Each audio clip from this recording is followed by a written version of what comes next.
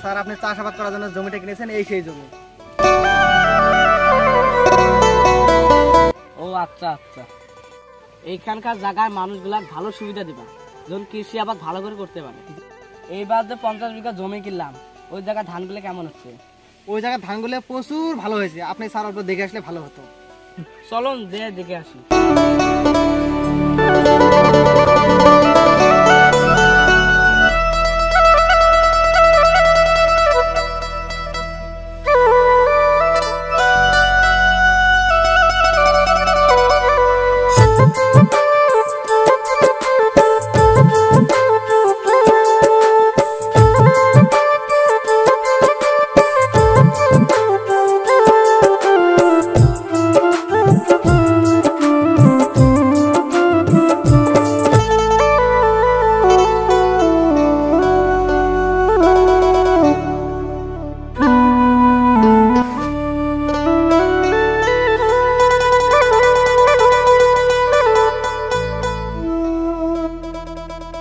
আরে ভাই উঠুন, আপনার কি হলো?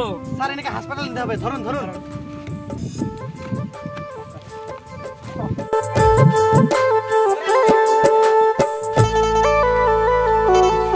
শরীফা বই নামার, শরীফা বই নামার বেড়াটা।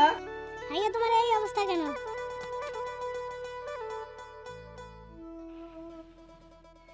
আমি যখন খেতে কাজ করছিলাম তাতে অজ্ঞান হয়ে পড়ে গেছে। এই ভাই আমাকে হাসপাতালে নিয়ে গেছিল। এই ভাই আমাকে চিকিৎসা করেছে। এই ভাই অনেক ভালো মানুষ। এখন তুমি কেমন আছো ভাইয়া? এখন আমি ঠিক আছি ভাই। ভাইয়া তুমি একা কেন কাজ করো খেতে? কামের লোককে তো সাথে নিতে পারো, কষ্টটা কম হবে। সেটা তো ঠিক, কাজের লোক কোটি পাবো? কাজের লোক তো নিব, টাকা কোটি পাবো? আমার কাছে তো কোনো টাকাই নেই। ভাইয়া আপনি যদি মনে কোনো না ভাবে থাকেন তাহলে আমি কাজটা করতে পারি। আমাকে কাজের লোক হিসেবে রাখতে পারেন, তো আমাকে টাকা দিতে লাগবে না। থাকা যদি ঘর আর দুমুঠ খাবার দিতে হবে, আর কিছু চাই না। আর টাকা কামিয়ে বা কি করবো? পৃথিবীতে আমি একা, আমার কেউ নেই। ভাইয়া আমাকে কাজে রাখতে পারেন। আচ্ছা ঠিক আছে। আচ্ছা ভাইয়া তাহলে তো ভালোই হলো, এখন চলো বিশ্রাম নেব।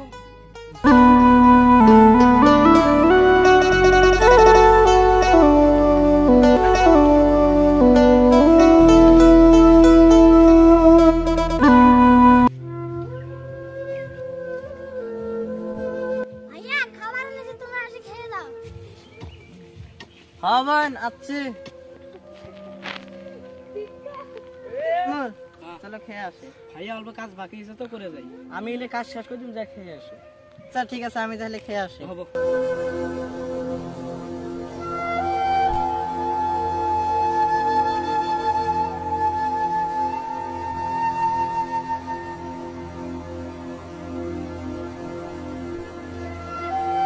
দেবেন খেতে দে। শরীফা দিকটাও খুব ভালো ছেলে। এদিন থেকে আমাকে আর কষ্ট করতে দেয় না, আমাকে অনেক সম্মান। আমাকে ইনজামুলক সেই পছন্দ হয়েছে। নল ভাত খাবে না? ওই কাজ করতেছে, তুই যা ডেকে নিয়ে আয়, খাওয়া তারপরে কাজ। ঠিক আছে।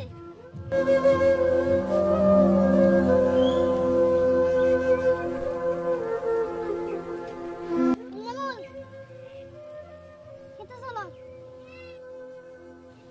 ইনামুল আসো।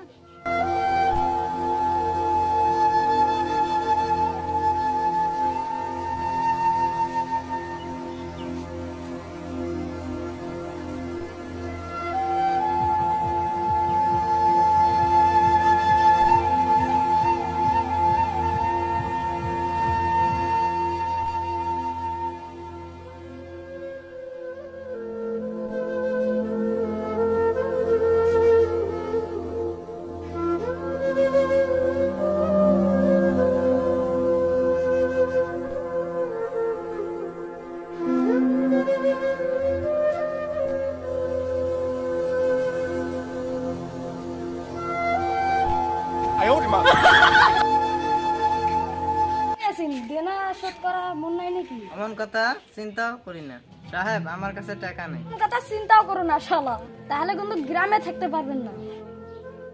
যা আমার সুদের টাকাটা নিয়ে আসো। সাহেব আমার কাছে তো টাকা নাই, বেগুন বেচে টাকা দেবো। তুই বেগুন কেন বিক্রি করবি? আর থেকে বরণ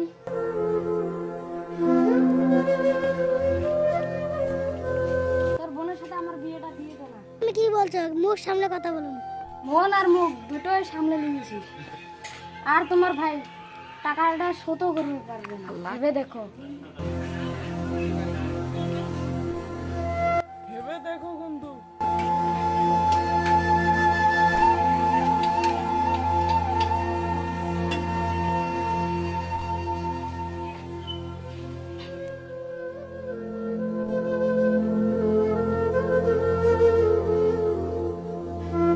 ভাইয়া ওরা কারা ছিল? ওরা ছিল, যা আমার সুদের টাকাটা নিয়ে আসো। হ্যাঁ আমার কাছে তো টাকা নাই, বেগুন বেচে টাকা দেবো। তুই বাইগুন কেনা বিক্রি করবি, তার থেকে বরং তোর বোনের সাথে আমার বিয়েটা দিয়ে দেনা। কতের গাছ জমা ধার ছিল? 80,000।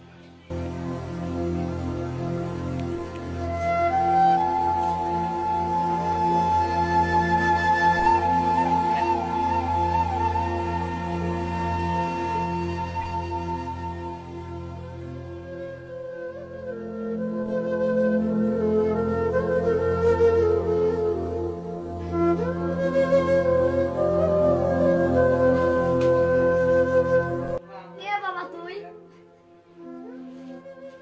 এখানে 80,000 টাকা আছে। ইয়াসিন তোর থেকে 80,000 টাকা নিয়েছিল, এখানে সব আছে। তোর আসলে সব ধার শোধ হয়ে গেল। এবার যদি ইয়াসিনকে জ্বালাস তোর খবর একবারে খারাপ হবে।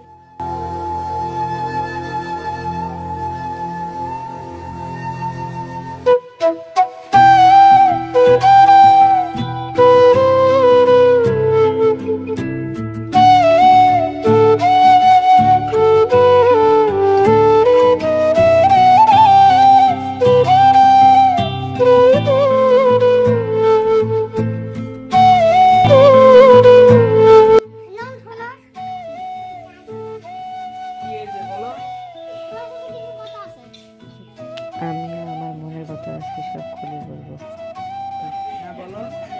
এখানে না, কিছুক্ষণ পরে খেতে সামনে, তখনই বলবো। আচ্ছা ঠিক আছে।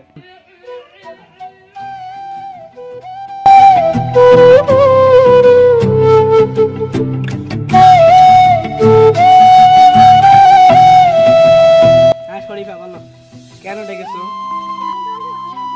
আমি তোমাকে বিয়ে করতে চাই।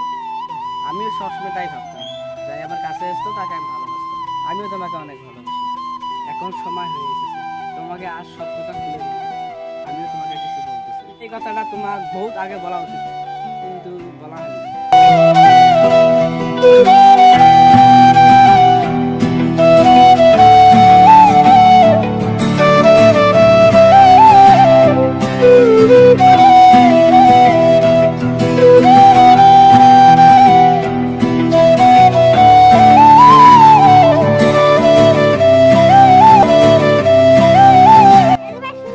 জি বলুন। তোমার সাথে ওই লোকটা কে ছিল? আপনি ওনাকে চিনেন না? উনি আমাদের ইনজামুল স্যার, এই শহরের টপ বিজনেসম্যান। অনেক বড় লোক, ওনার যে কত টাকা আছে তার কোনো হিসেব নেই।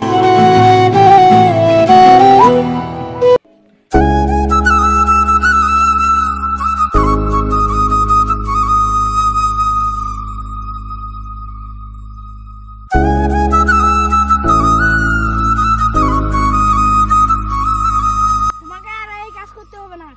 কেন? এখনো অনেক কাজ করতে হবে। বলছি না এই কাজ করতে হবে না, উঠে আসুন। তোমার ভাই শরীরটা তো খারাপ, উনি তো আসতে পারবেন না। কাজটা আমাকে শিখতে দাও। তুমি বড় লোক, তোমার বড় লোক কি ভাবো তোমরা?